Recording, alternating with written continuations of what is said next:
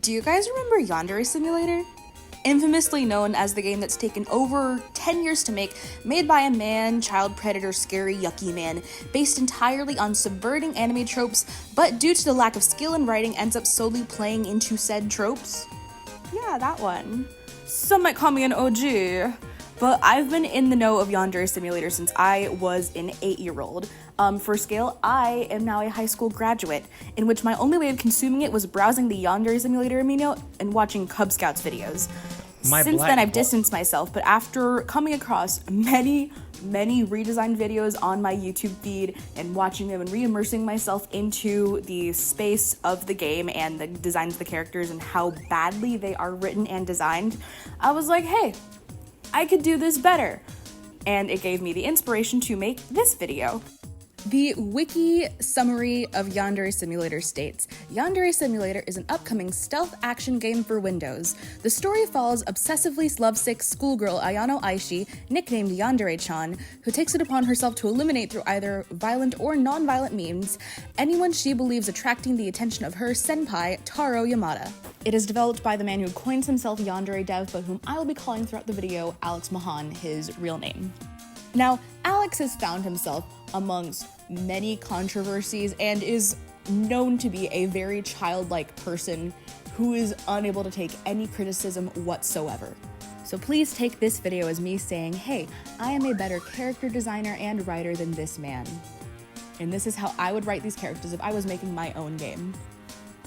Woohoo!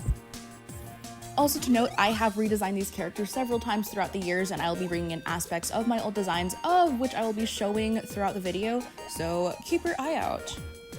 Also, I apologize for my audio quality. I only have my iPhone microphone, and I'm recording in a very echoey environment. My apologies. When you look at OG Ayano Aishi, you are communicated nothing about her character. She's a schoolgirl with black hair and black eyes, and that's it.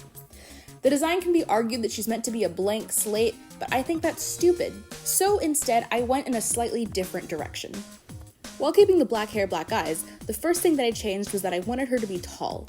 Not only does it carry a sense of elegance I wanted her to have, but when I think of typical slasher villains, I think of tall, looming figures that stalk their prey. Considering that Yandere Simulator originally is a stealth slasher game, I thought it would be very fitting for her. Though, in my imagination of the game, the way that you play is very varied and very different in different ways, which I will explain later on. From a glance, she looks like a perfectly normal, pretty girl. She wears her uniform correctly with no alterations, she gets good grades, she keeps to herself, but if you look closer, there's a sort of unnerving feeling you may get. I decided to portray this by making her inner irises red, which is totally not inspired by anyone at all, with deathly pale white skin and black hair that softly falls over her eyes. I also gave her a mole under her eye, also known as the tear mole, which means in some cultures that you'll have an unfavorable love life, which I thought was a fun thematic irony in her design. I also made an effort to change the uniforms. In the OG game, the default uniform that you are given is a literal middle schooler uniform, the sailor style being used in middle schools.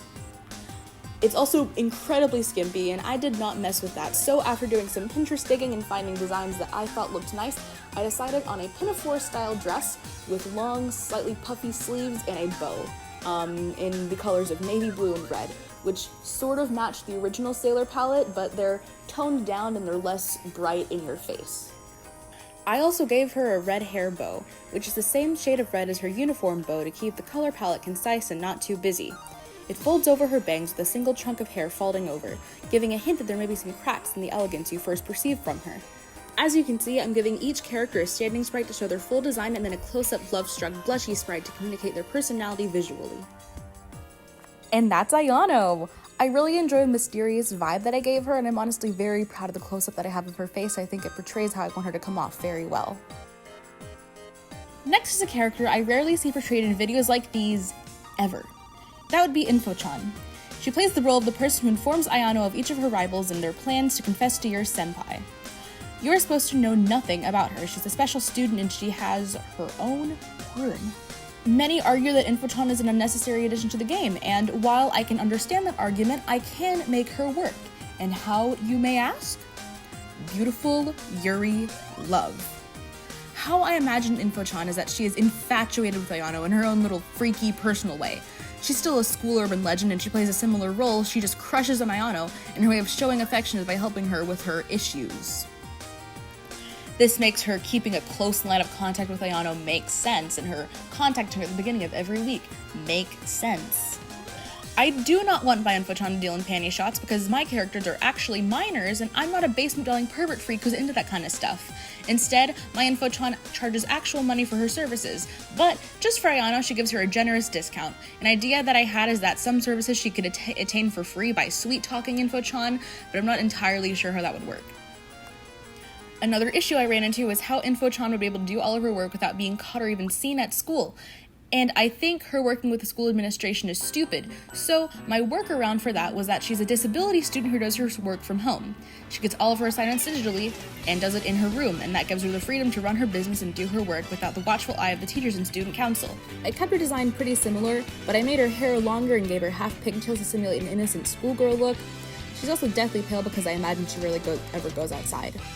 And that's her! Woohoo! Next up is Senpai. OG Senpai makes me angry in ways that I have difficulty putting into words. His blandness is an annoyance. Looking at him makes me angry. While in game he can change his appearance, this is what I made him look like when I tried playing. The canon design is so fucking lame and it makes me unreasonably mad. So I'm changing everything about him. Firstly, I'm making Senpai non-male. I'm actually changing the school to be an all-girls school, officially titled Psycho Girls Academy, because that sounds like an actual school name. I'm also making Senpai gender non-conforming, giving them some pants and a sweater instead of the typical pinafore.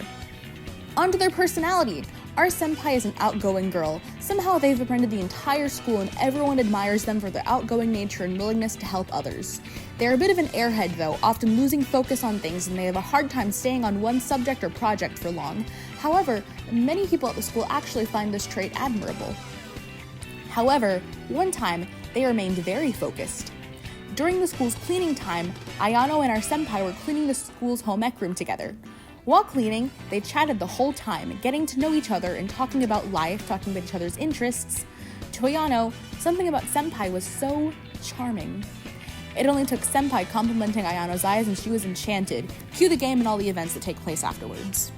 And that's Senpai! God, don't you just love making characters instead of self-insert stand-ins? Finally for this video we have Osana. Now, I actually really like Osana. I think the tsundere archetype can be really fun if written correctly, in which OG Osana is not, but she has potential. Sadly, her color palette is so fucked and unharmonious that she is difficult to look at. So, the most important thing that I did was that I dimmed her colors and changed the tone of her orange and pink to make them sit well together, and I think it worked.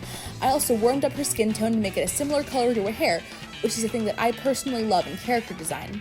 I also gave her highlighter around her eyes, and as you can see, she customizes her uniform quite a bit. I decided that my Osana is a cosplayer, and she makes all of her own costumes. She's also a member of the sewing club. She loves to upcycle clothes, customize anything she buys, and it's rare to see a piece of clothing in her closet that she hasn't adjusted in some way. You can see that she's sewn lace into her uniform to give it a softer princessy vibe. I also like the idea of Osana with leg warmers, so I threw those on too. I wanted her to have a heart silhouette, and hopefully I communicated that with her pigtails. I think the pigtails work on their own, just not touching the ground the length that they were in the game. I also gave her freckles because I thought they were cute. On to her personality. Osana has a difficult time communicating her emotions.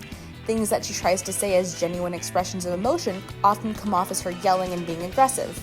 She has a hard time understanding her own emotions herself, and because of all of this, she comes off as crude and mean. When I was designing her and imagining her personality, I kept thinking of Momonga from the Chikawa series, and I heavily associate her with them because of this. I kept the childhood friend thing with Senpai, and their storyline remains unchanged. They just have actual personalities outside of their trope. Raiburu also still exists, I just haven't drawn her. But my concept is what Raiburu is that she has a fat crush on Osana. And no matter what non-lethal elimination method you use on Osana, Raiburu and Osana will end up together in the next week of school. Also, Osana cuts her hair after week 1. I changed that haircut too, though I must admit the in-game short haircut is so much better than the pigtails one. Hooray. And that is my Osana design. that's all the designs that I have for this video, along with the height chart that I made with all 4 of them. I hope y'all enjoyed. I had a lot of fun making this video. Super fun, super cool, yeah. I want to draw the rest of them.